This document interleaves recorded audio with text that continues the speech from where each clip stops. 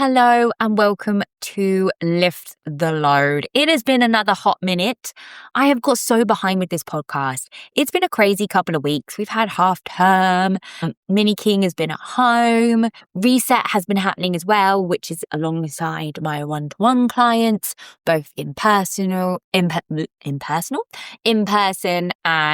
online.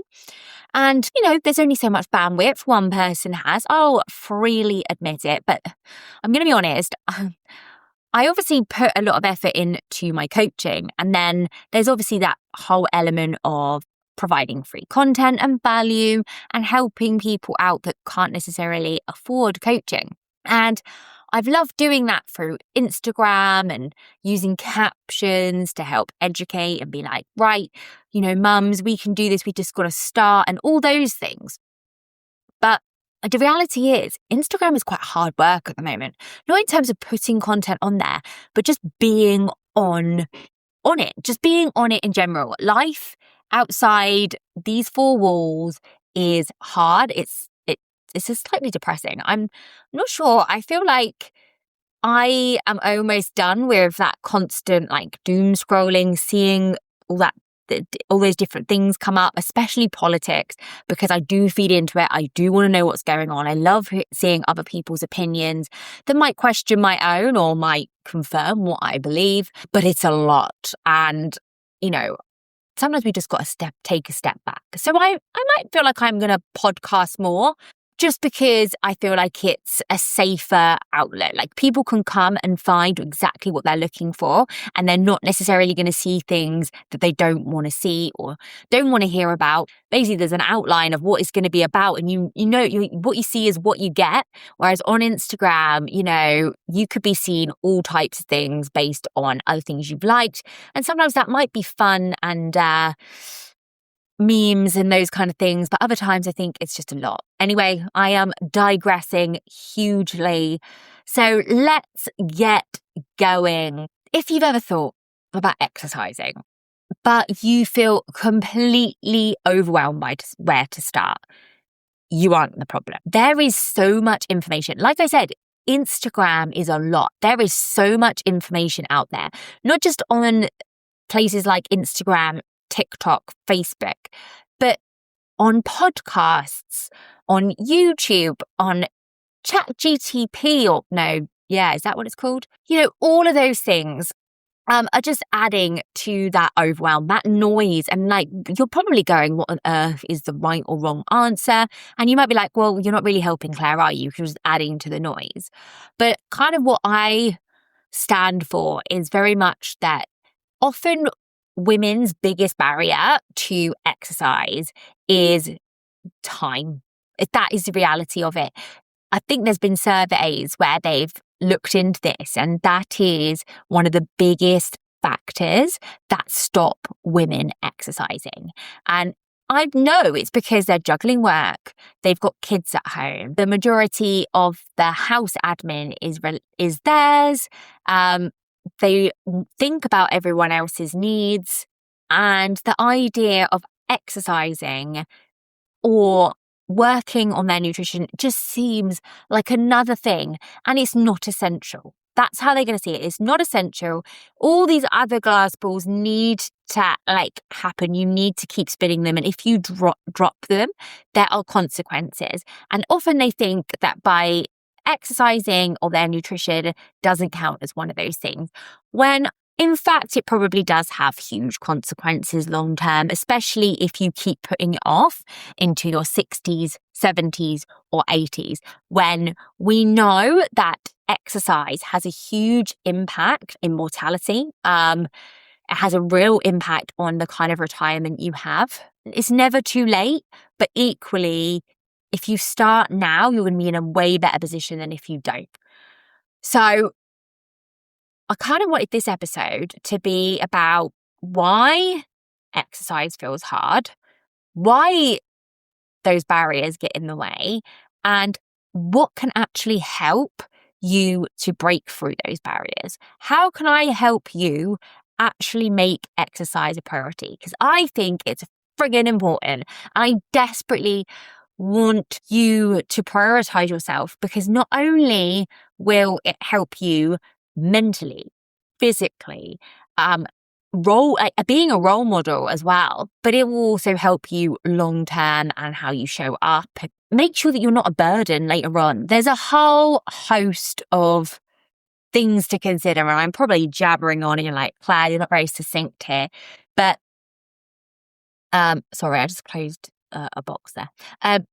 But that's kind of where I'm at. It's a Friday. It's a Friday evening.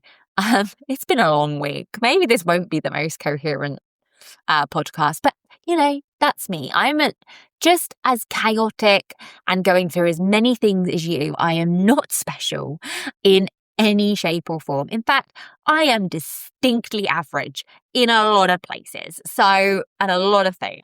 And that can help me help you. So anyway, let's get going. All right, let's talk barriers. So we've got childcare. Now, childcare changes in the seasons of motherhood, but it is a barrier. The barrier that you have when they're in their before school is different to their school time. And then obviously when they go into their teenage years and they start to be more self-sufficient. So we got there's going to be different seasons of your life. And you could continually say, I'm waiting till that next season. But I personally think it's doing what's not optimal, but doing the best you can in that season.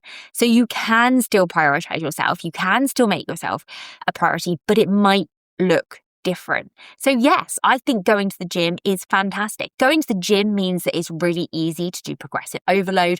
There's a vast variety of equipment to try out, to use. You can have a social aspect if you go with friends. You can not speak to anyone and put your headphones in and ignore the world.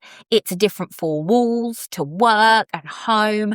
It's great. But when they're little, and if you've got a partner that's working and you don't feel like you can get out because there's a lot going on, and everyone's like, oh, in the evenings, your husband can look after them. Sometimes, yeah, maybe if there's one, but sometimes if there's two and you're trying to get them to bed at the same time in different rooms, needing different things, you might divide and conquer, or you might be a single mother. Working out at home is a great option for that. And I will talk more about that later. So we've got lack of time. Now, I'm going to be honest, I am hugely someone who will prioritize myself over other things, like the friggin' washing up. I really need to get a dishwasher, so badly need to get a dishwasher, because I will just be like, well, I can just do a little bit of that whilst the broccoli is cooking. I know I talk a lot about squatting and job stacking, squatting while you clean your teeth and stuff, if you've seen my Instagram. But ultimately, I'd almost rather do those odd jobs, while the kettle's boiling, or you're cooking some pasta for your kids or whatever, and you could do a bit of washing up at time and then prioritize the workout, even if it's 20 minutes to half an hour. Personally, because that makes me feel so much better. That's for me. And those other jobs can wait, and they can also be divided between potentially you and your partner. The mental load. Let's talk mental load. Now, this is a real bizarre one. I actually train quite a few men in my in-person business, and I find it really fascinating. They're we say that women are from Venus and men are from Mars, which I imagine is so unpolitically correct now. But it's that thing of we often just experience life differently and deal with it differently. I have had men say that when they go to work, their family goes in a box in their head, and they just can massively divide the two. Whereas I feel, maybe this is just me, but I find that quite hard. I can be very much in work mode or in family mode, but I will often have other tabs open at the same time. Maybe that's why I want to short circuit so much of the time. Who knows?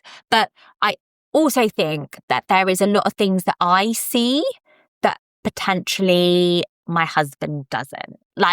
He will do the washing up, but he might not wipe down the counters, or he might put something out, the rubbish out, but he wouldn't necessarily put the washing in the washing machine. So, and I don't know if he does that because he doesn't think it would be up to my standards, and I like to divide like things up, and if he could just bung everything in the washing machine and he didn't have to think about whites or like light colours versus dark colours, maybe it's that. Maybe it's a step too far. I have no idea. But sometimes it's just that thing of thinking about lots of stuff, especially, I don't know about for anyone that's got kids that go to school, the school calendar. Today, I was literally putting in, okay, we've got Odd Sock Day on the 20th, and we've got a school disco coming up, and this and that. And I was like, it's not in my diary, and now I've got to put it in my diary, and all those things. It's just a lot to think about. And then I think for many women, we feel guilty about leaving our children. So we already work, or lots of us do work, and we feel like that takes us away from our children. And then we feel bad if we don't want to choose to go away from our children to do something for ourselves. However, I actually think it's a really good thing for our children to see. I wonder whether many of our parents, or especially our mothers, were quite selfless in that sense. I have often joked about the 90s and stuff, but my mum didn't really ever do much for herself. She's actually like absolutely fantastic mother. She doesn't really do much for herself now. She's still that selfless person, very like bordering on martyr. And I'm not sure that I want Lizzie to grow up feeling guilty about taking time to look after herself. That's just my thoughts. But actually, I'm looking after me so that I can look after me for longer. I often think that many people feel intimidated by the gym, low energy because they're already exhausted, and they just generally feel a little bit unfit and embarrassed. And there's so many, I've just listed, 1, 2, 3, 4, like maybe 5, 7. I have no idea if that was actually 7, but I'm guessing around 7 different barriers. And they probably could be looked at even more deeply than that. And I'm sure there are many, many more. So I think that it's just really highlighting that, we're not lazy, that it's not a motivation problem. Most people really are quite motivated in lots of ways. Life logistics just feel like they're a problem. They feel overwhelming. And you already probably feel, if you're anything like me, that you do some stuff not as well as you could because you're being split several ways. And therefore, you don't want to add another thing that you're mediocre at.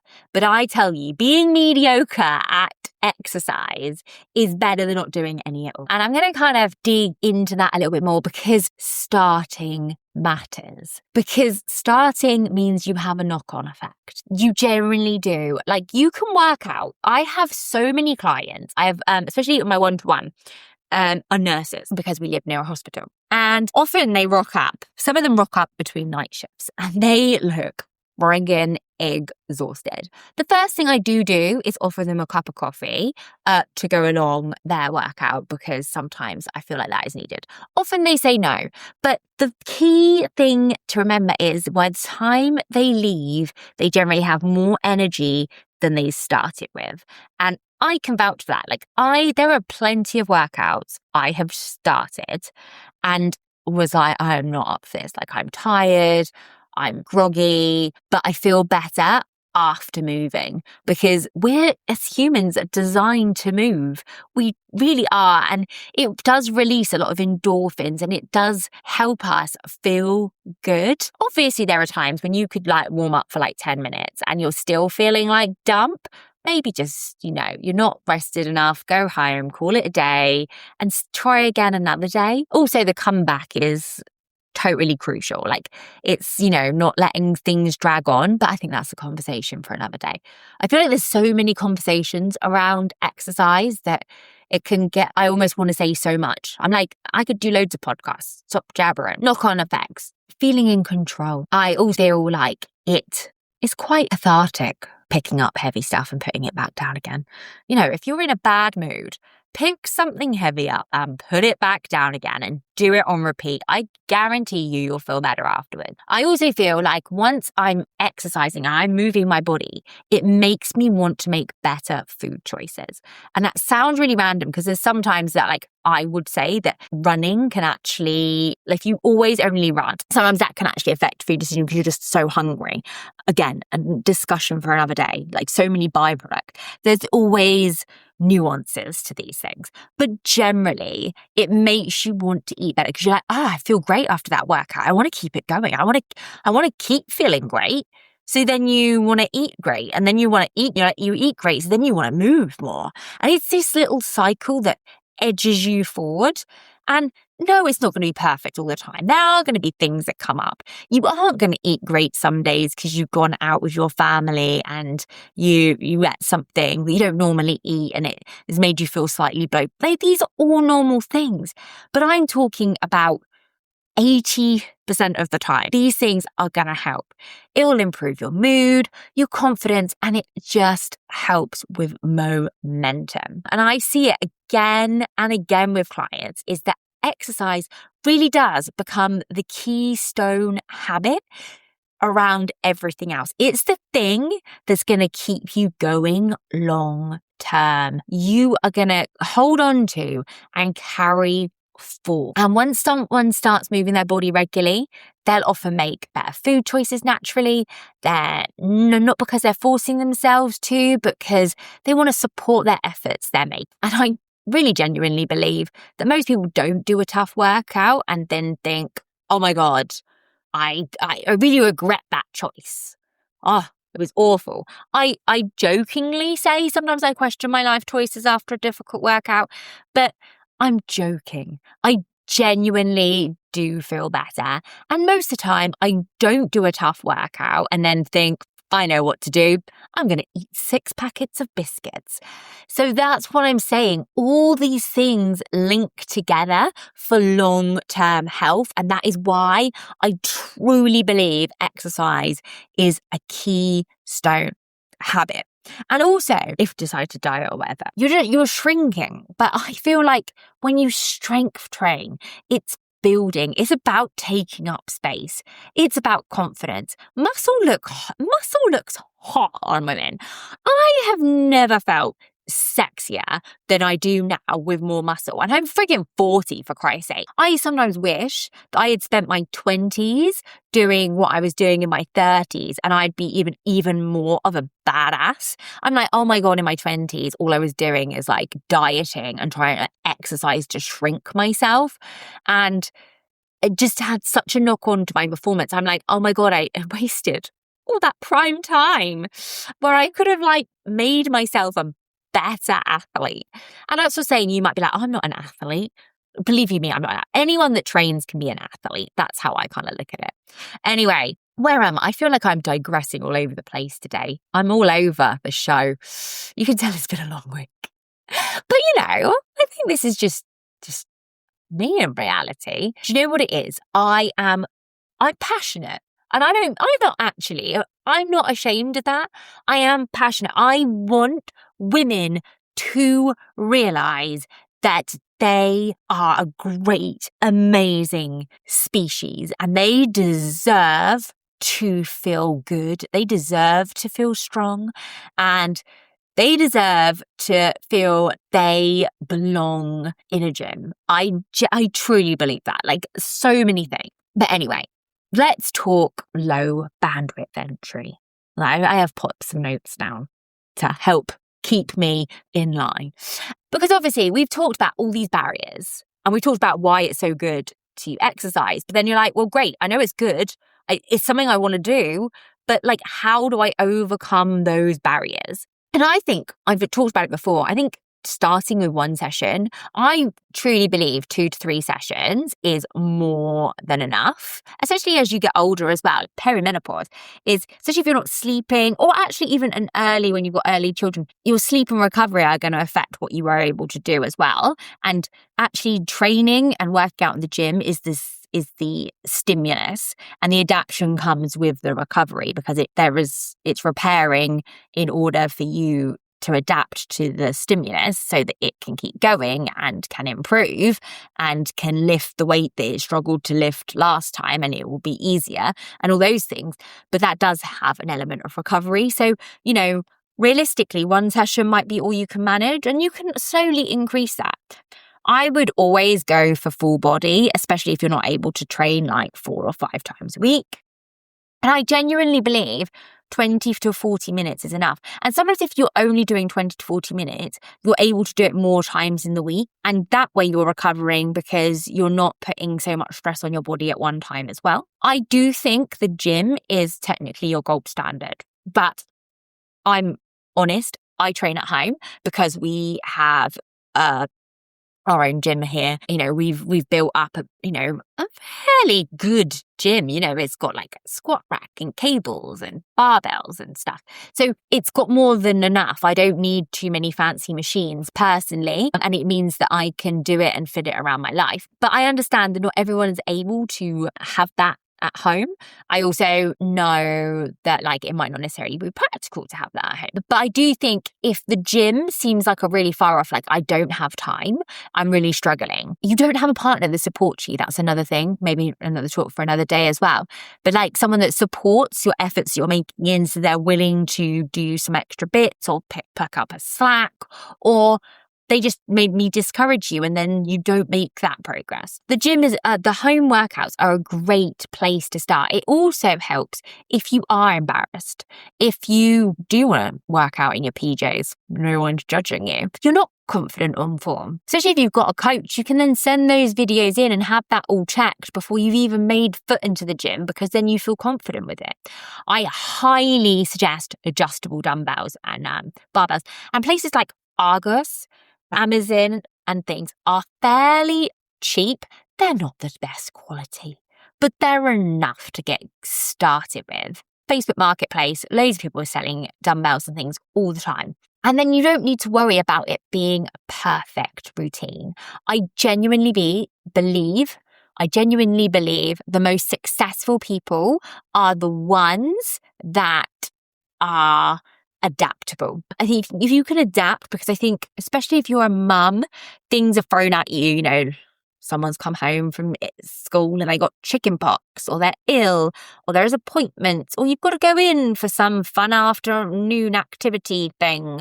All those things, football matches and swimming competitions and, gymnastics lessons, you name it. So sometimes you've just got to be a little bit adaptable, but consistent. And I think if you accept that your routine is not going to be perfect, it's easier to be consistent.